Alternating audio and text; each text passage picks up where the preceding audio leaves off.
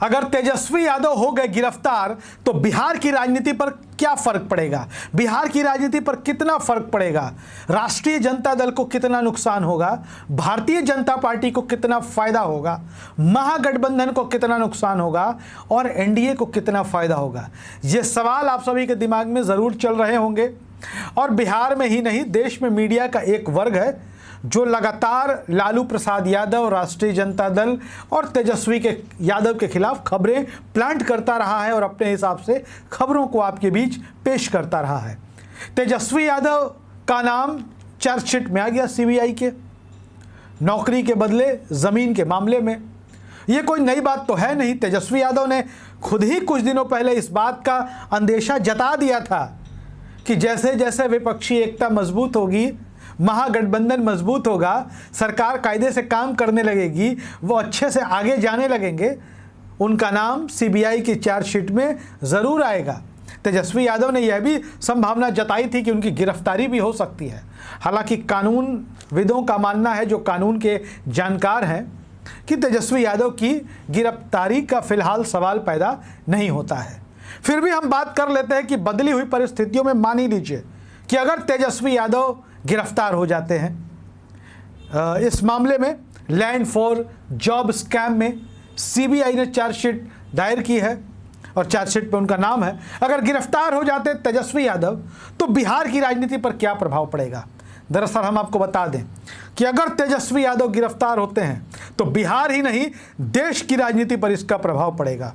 जो ओबीसी तबका है, अब वो इस बात को समझ रहा है कि भ्रष्टाचार के कथित मामलों में जो कार्रवाई हो रही है उनका सच क्या है। बार बार लगातार एनसीपी, राष्ट्रवादी कांग्रेस पार्टी पर केंद्र की नरेंद्र मोदी सरकार, खुद प्रधानमंत्री भ्रष्टाचार की बात कहकर हमला बोला करते थे। एनसीपी को नेचुरली करप्ट पार्टी बताया करते थे। लेकिन देखिए भ्रष्टाचार पर कार्रवाई कैसी हो रही है कि जिस पर भ्रष्टाचार के आरोप लगाए गए महाराष्ट्र में, उनको मंत्री बना दिया गया, उनको उप मुख्यमंत्री बना दिया गया।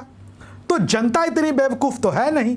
अब लोग समझ रहे हैं कि क्यों आखिर बार बार लालू प्रसाद यादव का परिवार, तेजस्वी यादव पर को निशाने पर लिया जाता, क्यों उन पर कार्रवाई होती है। यह बात तो अब सबकी समझ में आ रही है कि जिस पर आप भ्रष्टाचार के आरोप लगाया करते थे, आप उनको अपनी सरकार में डिप्टी सीएम, कैबिनेट मंत्री बना देते हैं।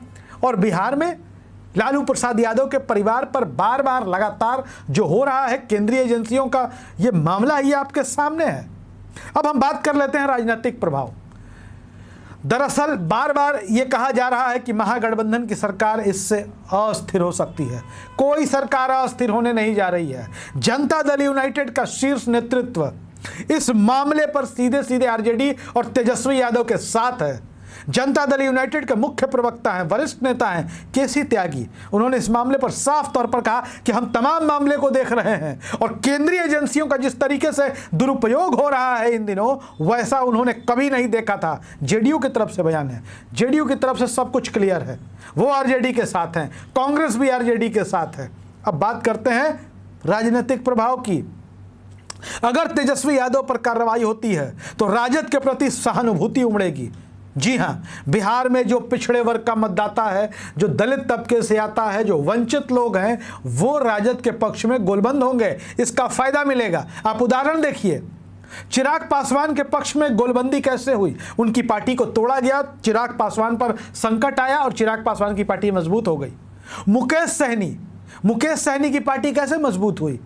उनके विधायकों को तोड़ लिया गया, वो मंत्री नहीं रहे, उनको इस्तीफा करना पड़ा और बदले में जो बिहार का मल्लाह समाज है वो मजबूती से खड़ा हो गया मुकेश सहनी के बीच। तेजस्वी यादव के साथ भी यही होगा। लालू प्रसाद यादव भी जेल जा चुके हैं 3 बार, और जब जेल गए हैं स्थिति क्या हुई है वो भी हम आपको बता देते हैं। 1997 में लालू यादव पहली बार जेल गए थे और उसके बाद 98 में जब लोकसभा का चुनाव होता है, आरजेडी 17 लोकसभा की सीटें जीतती हैं। इसके बाद 1998 में लालू प्रसाद यादव दोबारा जेल जाते हैं। फिर क्या होता है, 2000 में विधानसभा के चुनाव होते हैं और सबसे बड़ी पार्टी के तौर पर आरजेडी बिहार विधानसभा में उभर कर आती है। बिहार झारखंड एक था उस समय, बहुमत नहीं मिलता है, कांग्रेस साथ आ जाती है और सरकार बन जाती है, राबड़ी देवी मुख्यमंत्री बनती है।